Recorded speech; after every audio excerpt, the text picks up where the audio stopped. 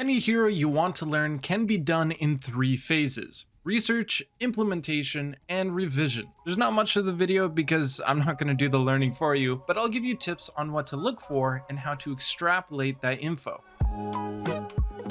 When you're first learning, the research phase involves you finding out what your hero can and can't do with the goal to find a general playstyle. The 2 places you should go initially are the practice range and the Overwatch fandom wiki. The wiki will provide you with the exact stats, while the practice range is more of an eye test, basically to get the feeling of a hero's kit. Now, there's a lot of information on the wiki, most of it is useful, but if you're unfamiliar with these numbers, it can get kind of overwhelming. To reiterate the goal, we want to find out a general playstyle, and by building a foundation to then refine it later. So when looking at these stats, the most important things to look for goes as follows: number of movement abilities, the cooldown times, the weapon in its entirety, and the ultimate in its entirety. Let me break it down. 2 movement abilities is a sign that this hero is more trying to find duels or taking flanks. Only 1 movement ability generally means that's your only escape option if things get a little scary. Next, cooldown times gives you the biggest indicator for how frequent and how selective you have to be when using said ability.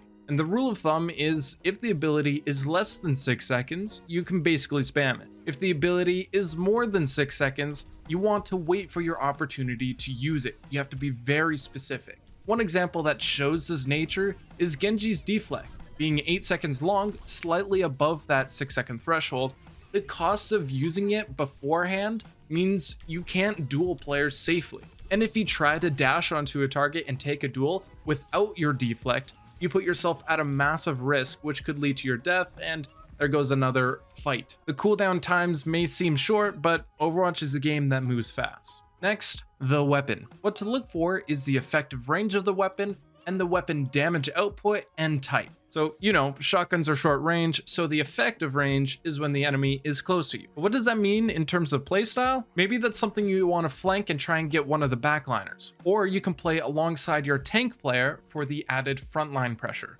That's where damage output, or the type of damage, also helps with this playstyle thing. So the damage output, or the type of damage, refers to the weapon either being burst damage, like Far's rockets, or constant damage, like soldiers. The exact damage numbers don't really matter unless you're dealing with combos or, just the general knowledge that you can headshot and body shot a 200 HP target as Cassidy. Again, this is all intuitive stuff. I'm basically just speaking out what you think.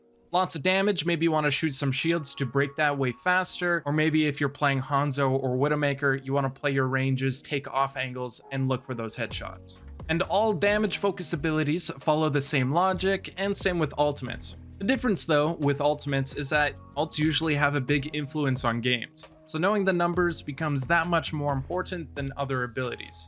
So this is like very vague stuff because you kind of have to figure out how it fits into the puzzle, and that's why I hark back to testing it out in the practice range, because it'll help figure out what each thing does, and that's our segue to phase 2.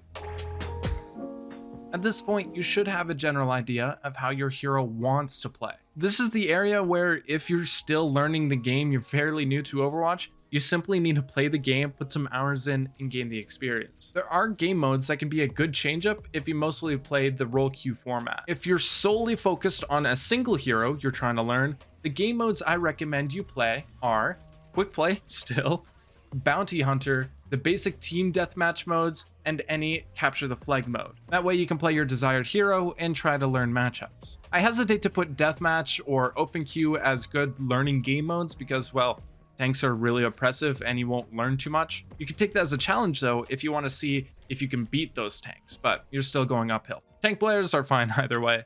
The other way you can learn your hero and matchups is by, well, learning everyone. This is my typical approach because you get to play every hero and learn what their kit does. So when you go back to playing quick play, you have a deeper understanding of how you could approach various team compositions. My game mode favorites are Mystery Duel, Limited Duel, any elimination game mode, Mystery Deathmatch, and Mystery Heroes, which is found in the quick play menu. Heck, even the event game modes are good places for you to learn without losing games in rank. That's the whole point, you just don't want to tilt.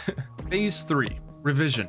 During your playing time, you should make mental notes of things that worked and things that didn't go quite as planned. Make those adjustments, then go back and implement them again. and this cycle will just continue to repeat. This is also the point where we move from being a learner and then transition into mastery and trying to get the min-max from every single part of your kit. From my experience, one trick that helped me develop my overall game knowledge is by taking a sticky note and writing things I needed to improve on. For a while, I struggled to alt track, so to put down a sticky note, it reminded me to attempt alt tracking. And that continuous training just develops that skill as you get more tuned the more you do it. You may be asking, how does that tie into learning a hero? Well, as a Wrecking Ball player, my minefield, which is his ultimate, would get countered by a lot of support ultimates, so I wasn't finding as much value as I would have liked. So that's something I want to improve based on my hero, but it also taught me how to ult track. Also, you've got a whole library of guides to choose from on YouTube.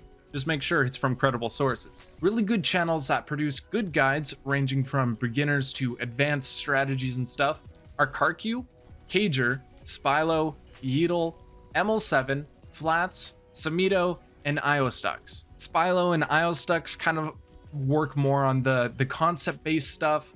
CarQ, Yeetle, ML7, Flats, Samito, they are more hero-based and they'll teach you the specifics. Like Samito is more of a DPS, Yeetle and Flats are tank players, ML7 is the person I look forward to for the support guide. Same with CarQ, but he's kind of the tips and basic, beginner stuff. And some of the concept videos, not necessarily the hero videos, so the concepts being positioning, chokes, ult tracking, etc., are still relevant even if they came from Overwatch 1. And that will be it for the most part. VOD reviewing is something I could have mentioned in this revision phase, but I think it's best to separate those two videos. In the top right, you should be able to see it if that's something you're interested in, but otherwise, leave any questions down below and I'll surely reply to them. Until then, I'll see you when I see you. Peace.